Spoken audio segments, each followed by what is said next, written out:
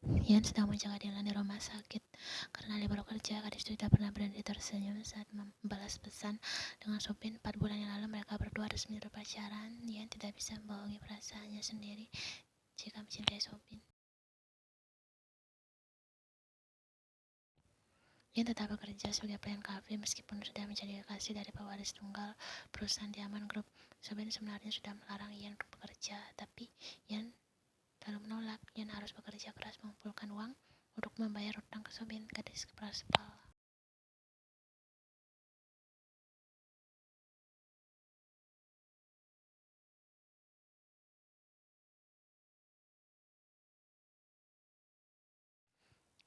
Agak bosan ya, aku ingin sekali bertemu denganmu. Saat ini Saben sedang menghadiri meeting yang sangat penting, tapi dia malah asyik berbalas pesan dengan Yen. Aku juga ingin bertemu denganmu, balas Yen malu-malu. Dylan diam-diam memperhatikan akhir-akhir ini Yen terlihat sangat bahagia.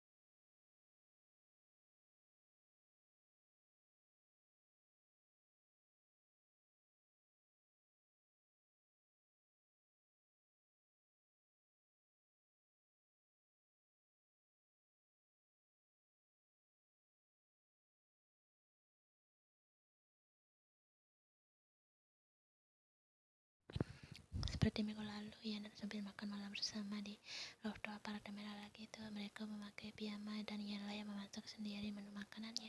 Meskipun tampil konyol, tapi Sabin sudah sangat bahagia. Sabin mengeluarkan kotak kecil dari saku mejanya. Dia membuka kotak itu dengan perlahan. Isinya sebuah cincin berlian yang sangat indah. Sebelumnya dia ingin melamar Ian. Sabin sudah menyiapkan semua itu sejak lama. Dia ingin menjadikan Ian sebagai pendamping hidupnya.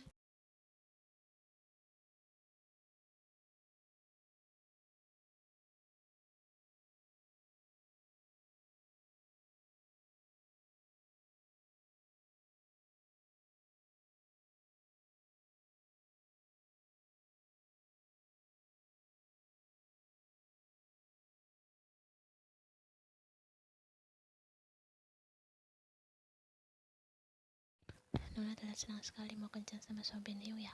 Ia tersipu malu. Apa Nona terlihat yang sedang kasmaran? Nona pada terlihat sangat memalukan. Ia menggigit kemas tas bermerek Chanel. Hadiah dari harga tas itu sangat mahal. Dylan terkekeh tingkah kakaknya. Meskipun sudah berusia 21 tahun, tapi tingkah Ian masih seperti gadis berusia belasan kekanakan.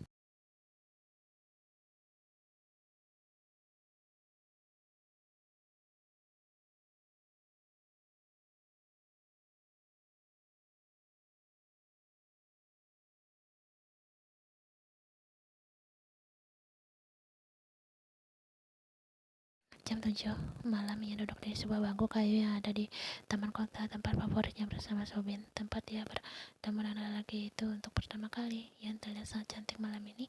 Gaun sembilan berwarna putih melekat indah di tubuhnya. Berwarna senada membuat kakinya tampak semakin jenjang. Ia menyelipkan beberapa nang rambut yang menutupi wajah ke belakang telinga. Sudah 30 menit Ian menunggu, tapi Sobin belum datang juga. Ian mencoba untuk menghubungi Sobin, tapi mengurungkan. Mungkin Sobin sedang sibuk di kantor. Pikirnya, Ian akan menunggu Sobin setengah jam lagi.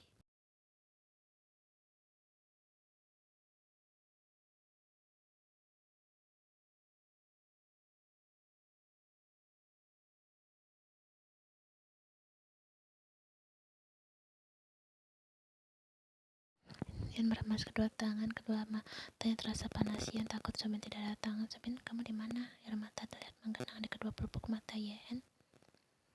Jam 11 malam semakin larut. Sobin belum juga datang. Suara binatang malam pun mulai terdengar. Para pengunjung taman sudah mulai beranjak pulang. Ian memeluk tubuhnya sendiri karena udara terasa semakin dingin. Putaran pening itu menetes begitu saja dari kedua sudut matanya. Ian merasa sedih dan kecewa karena Sobin tidak datang.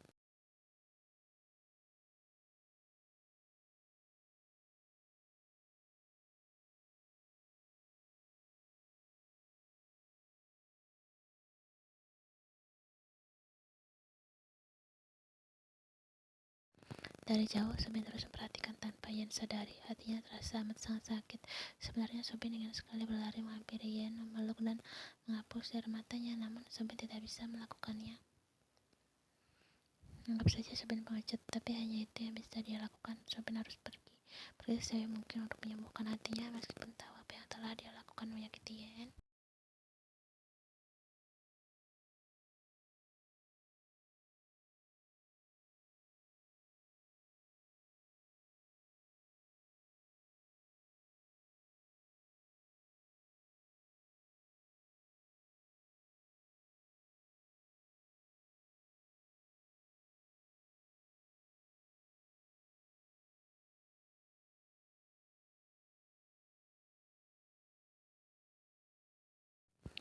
Sudah 6 bulan lebih lelaki itu pergi meninggalkannya tanpa alasan jelas. Ian tidak sudi menyebut nama lelaki itu, membencinya, sangat membencinya.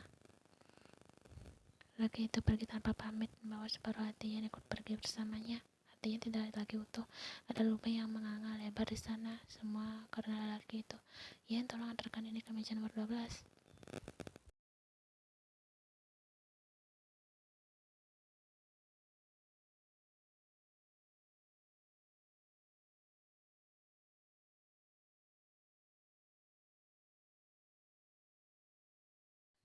Apa mungkin subit mati? Dada Ian terasa semakin sesak karena mengingat lelaki itu lagi. Lebih baik dia menyibukkan diri dengan bekerja. Kamu lembur lagi malam ini. Jangan terlalu keras bekerja, nanti kamu bisa kecapean. Ian hanya tersenyum. Dia harus bekerja keras mengumpulkan uang untuk biaya pengobatan Dylan. Tiba-tiba ada sebuah panggilan masuk ponsel Ian dari rumah sakit.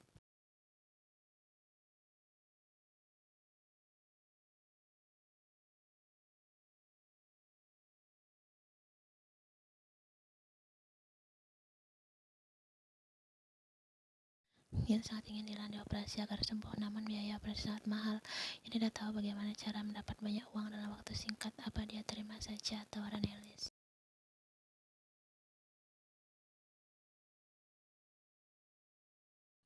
Ian meremas kertas bertuliskan nomor telepon yang Alice berikan untuknya.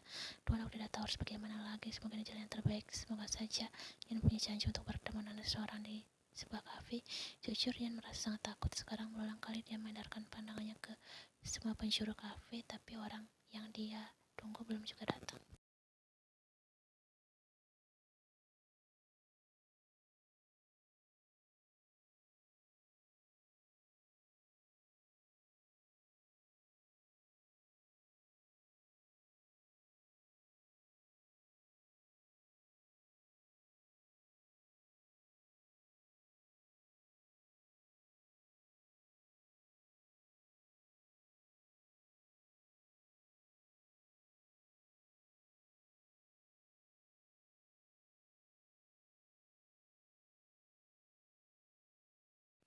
Terima kasih, ucap Ian tulus. Pelari tidak menyaut dan pergi begitu saja, meninggalkan Ian.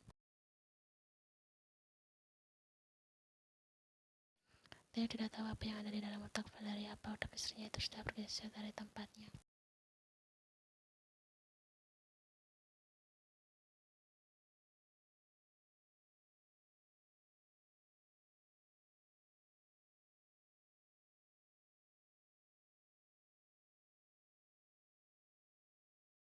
Namun Valerie tidak ingin hamil karena kadar modelnya sedang berada di atas puncak. Valerie takut tubuhnya berubah gendut dan jelek karena hamil. Sudah menawarkan untuk mengadopsi anak, namun Valerie menolak karena ingin seorang anak dari benih Dayung sendiri. Dayung tidak berani menolak keinginan Valerie karena wanita itu mengancam akan meninggalkannya. Dayung tidak bisa berbuat apapun selain menuruti Valerie.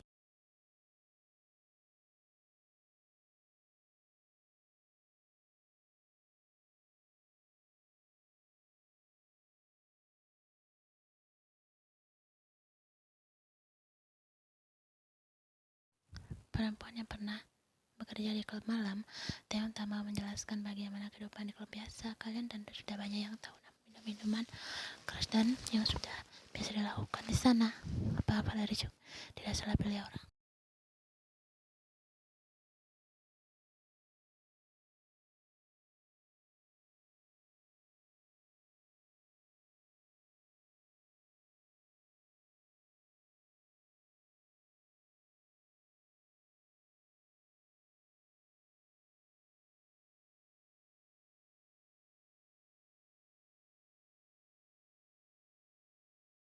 Seharusnya malam ini menjadi malam pertama mereka, namun Taeyong merasa belum siap melakukan dengan Yen. Lelaki itu tidak bisa membayangkan sudah berapa banyak pria menyentuh tubuh Yen. Ya, membayangkan saja membuat Taeyong jijik.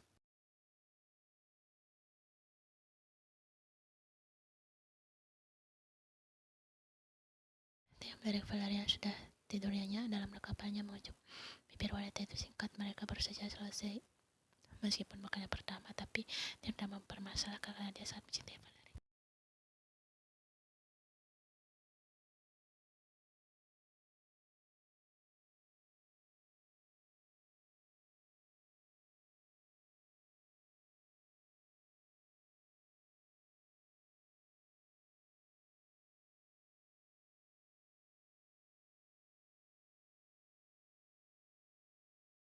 Dia memutuskan untuk bangun bersiap-siap pergi ke kantor karena pagi ini ada rapat penting.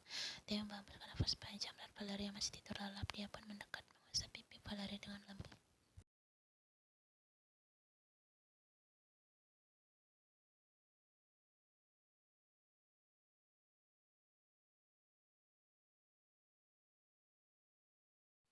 Dia memutuskan keluar kamar, pergi ke dapur untuk membuat kopi dan sarapan.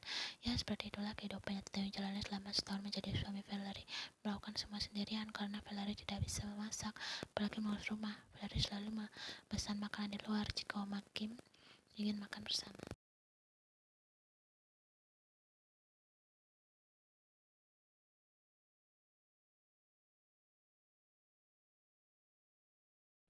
Aroma lezat seketika menyeruak di indera penciuman Theo saat memasuki pintu dapur. Theo pun menuju ke meja makan. Banyak makanan sudah terhidang di sana. Siapa yang memasak? Apa mungkin Yen?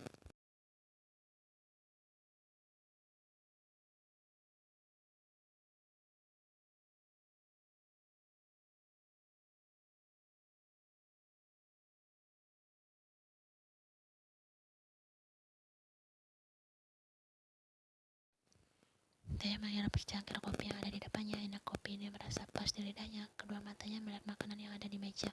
Ada sayur, ayam, dan nasi goreng. Theo pun memilih nasi goreng sebagai menu sarapannya. Astaga, Yan mengusap dada. Sepertinya dia terkejut melihat Theo sudah berada di meja makan. Meskipun Yan sudah menjadi istri kedua Theo, tapi statusnya tidak lebih dari seorang pembantu. Menyedihkan.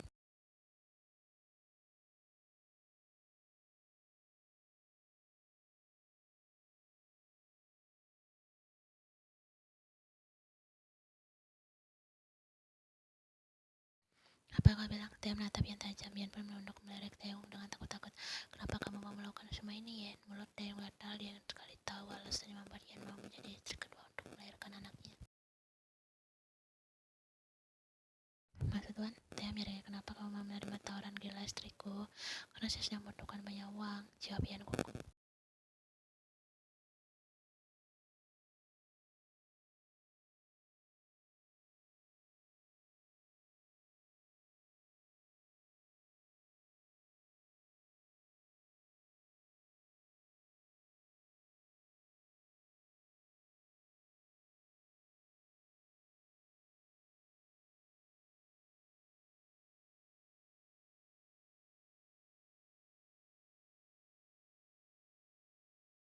Berada yang berawalnya sangat banyak kalian setara dengan gaji gadis itu bekerja di kafe selama 10 tahun. Jantungnya merasa ingin meledak ketika Theo mengucapkan kalimat mereka meskipun hanya kontrak, tapi pernikahan mereka tetap sah di mata agama. Ia tidak ingin melakukan hubungan di luar pernikahan, karena itu dia mengajukan syarat agar Theo menikahinya. Theo awalnya tidak setuju, tapi dia akhirnya mau setelah mendapat pujukan dari Valerie.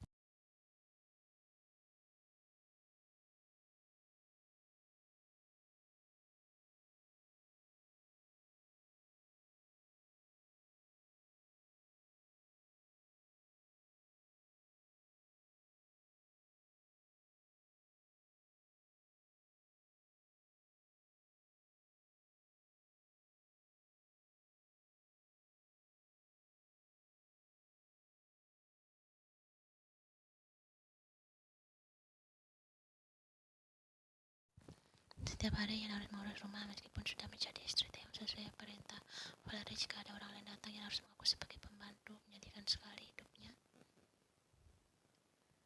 Kenapa wajahku bisa seperti ini? Yan yang sedang memasak terkejut karena mendengar teriakan Taeyong. Lelaki itu suka sekali marah-marah. Yan sempat berpikir jika Taeyong adalah titisan Medusa.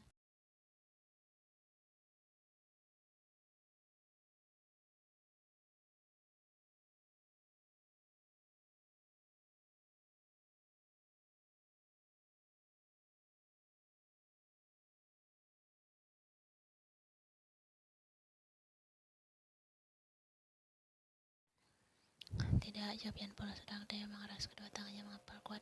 Yan tanpa sadar meremas ke meja Taeyong untuk menutupi ketakutannya. Taeyong melihat sangat mengerikan. Jika marah, Yan bisa melihat dua tanduk tumbuh ke atas kepala lelaki itu.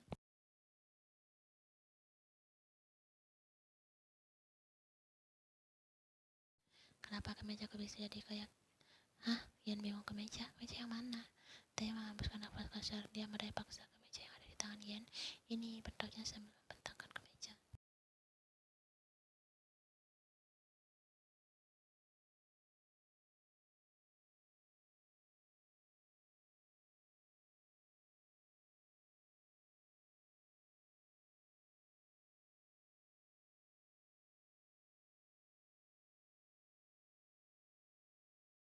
Ia tidak tahan mendengarnya, kedua telinga terasa panas. Maaf Tuan, sisanya takut. Aku tidak mau tahu, kemejaku harus bisa kembali putih seperti semula. Sebenarnya kemeja teh kelunturan pakaian berwarna. Ian memang bodoh, kenapa waktu mencuci dia tidak memisahkan kemeja itu. Ian, teriak Taeyong lagi.